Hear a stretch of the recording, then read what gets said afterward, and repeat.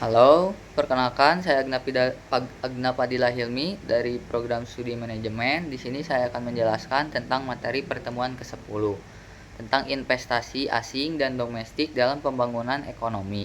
Yang pertama adalah remember.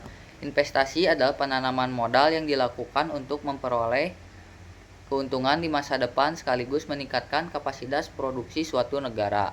Di Indonesia terdapat dua jenis investasi, yaitu penanaman modal asing, yaitu investasi yang berasal dari investor luar negeri. Lalu penanaman modal dalam negeri, yaitu investasi yang dilakukan oleh investor atau perusahaan dalam negeri.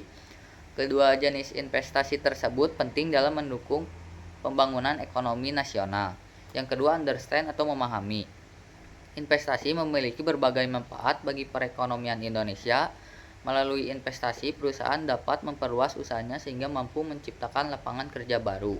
Investasi juga dapat meningkatkan daya saing ekonomi suatu negara melalui peningkatan produktivitas dan inovasi. Yang ketiga, apply atau menerapkan. Contoh investasi asing di Indonesia adalah pembangunan pabrik kendaraan listrik oleh perusahaan luar negeri yang menyerap banyak tenaga kerja lokal.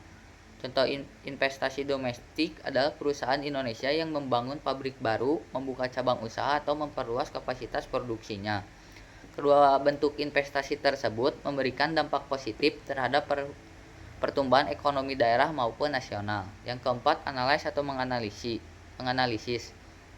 Investasi memberikan banyak manfaat bagi Indonesia, tetapi juga menghadapi berbagai tantangan, seperti proses perizinan yang masih rumit, ketidakpastian kondisi ekonomi global, serta persaingan antar negara dalam menarik investor. Jadi pemerintah perlu menciptakan iklim investasi yang kondusif agar Indonesia semakin menarik bagi investor. Yang kelima, evaluasi.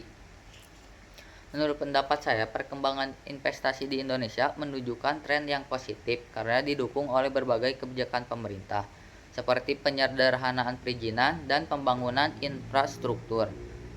Namun, kualitas sumber daya manusianya masih kurang, seperti kepastian hukum dan stabilitas ekonomi tetap perlu ditingkatkan agar investasi dapat memberikan manfaat yang lebih besar bagi masyarakat. Yang terakhir, create atau menciptakan solusi, di mana sebagai solusinya kita sebagai pelaku usaha lokal juga perlu didorong untuk meningkatkan investasi dalam negeri sehingga pertumbuhan ekonomi Indonesia menjadi lebih kuat dan berkelanjutan. Sedangkan solusi dari pemerintah perlu terus meningkatkan kemudahan berusaha seperti memperbaiki kualitas infrastruktur serta menciptakan kepastian hukum bagi para investor. Mungkin itu saja untuk materi ke-10. Terima kasih.